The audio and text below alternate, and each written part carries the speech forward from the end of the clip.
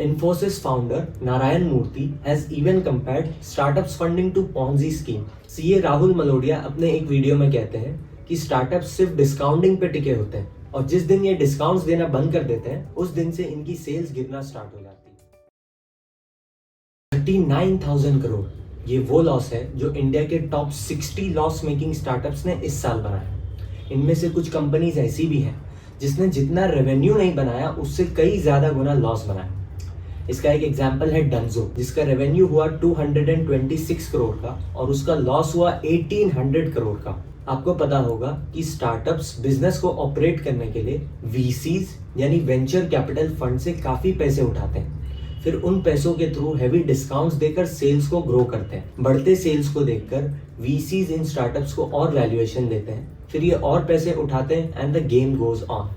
Infosys founder Narayan Murthy has even compared startups funding to Ponzi scheme. Ponzi scheme एक ऐसा scam है जहाँ पे एक फ्रॉडस्टर कुछ इन्वेस्टर्स को पकड़ के लाता है, उनसे पैसे उठाता है और उन्हें वादा करता है कि कुछ महीनों बाद या कुछ साल बाद उनके पैसों पे रिटर्न्स जनरेट करके देगा। बट उन पैसों को इन्वेस्ट करने के बदले वो उसे अपनी पर्सनल लाइफ में स्पेंड कर देता है और जब पैसे को रिटर्न करने की बारी आती है तब वो कुछ नए इन्वेस्टर्स को पकड़ के लाता है, उनसे पैसे उठाता है और पुराने इन्वेस्टर्स को पैसे देके क्लियर कर देता है। YouTube पे कुछ लोगों ने वीडियोस बनाए हैं जहां पर उन्होंने स्टार्टअप्स को एक्सपोज किया है।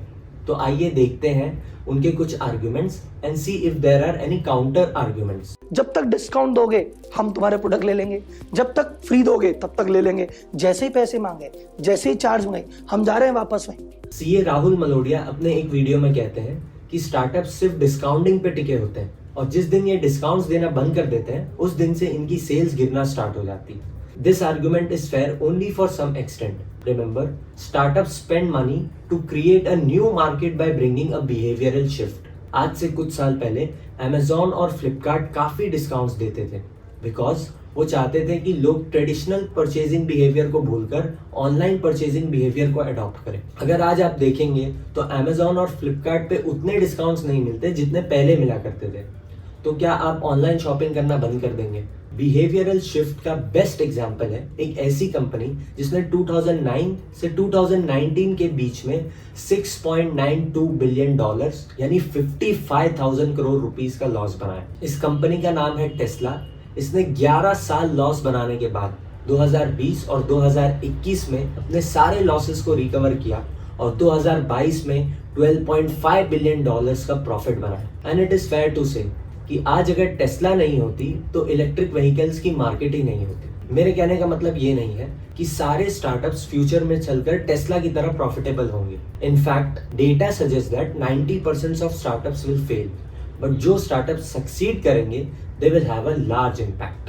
Argument number 2 is that investors in these startups are practicing what is called greater fool theory.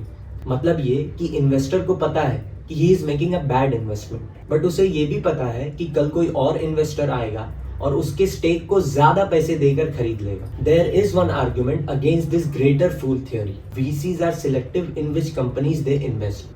वो उन्हीं कंपनीज में पैसे इन्वेस्ट करती हैं जो कंपनी रैपिडली स्केल कर सकती है। अगर आप फंडिंग न्यूज़ फॉलो करते हैं तो आपने देखा होगा 2015 और 16 में फंडिंग जाती थी ई कॉमर्स कंपनीज को जैसे कि Amazon और Flipkart. 2017 and 18 was for ride sharing apps like Ola and Uber. 2018 and 19 was for food delivery apps like Zomato and Swiggy and so on. Basically, VCs chase valuation only when the companies can grow and capture the market. Market saturate होने के बाद उन companies का valuation ज्यादा बढ़ता नहीं। Doesn't sound very foolish. In fact, VCs also know that 9 out of their 10 investments will fail. But जो एक इन्वेस्टमेंट सक्सेसफुल रहेगा वो उन्हें 100 टाइम्स, 200 टाइम्स या 500 टाइम्स ज्यादा रिटर्न जनरेट करके देगा। और फिर कुछ लोग पेटीएम, जोमैटो और नाइका जैसी कंपनीज जो शेयर मार्केट में लिस्ट होने आई है उनके शेयर प्राइसेस को देखकर कहते हैं कि this is proof that startups are Fehling.